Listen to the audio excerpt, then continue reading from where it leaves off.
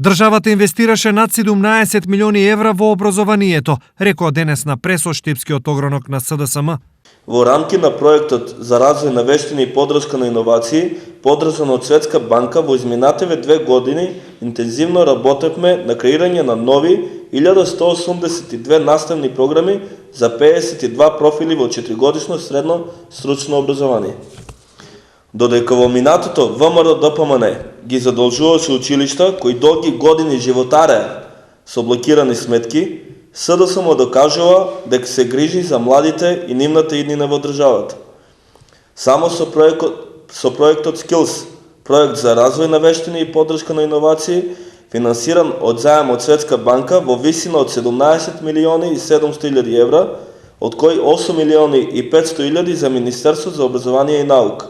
На ова реагира со писмено соопштение од ВМРО ДПМН. После 3 години власт потрошена на пустошење и распродавање на државата, оправдана е потребата на СДСМ од билдање на предизборната реторика на грбот на очекувањата на граѓаните. Лицемерно е владата на СДСМ да зборува за образование и иновации, кога сите во државата бевме сведоци за криминалот кој меѓу првите излезе на површина со делењето под рака на милионски суми средства од истиот тој фонд за иновации.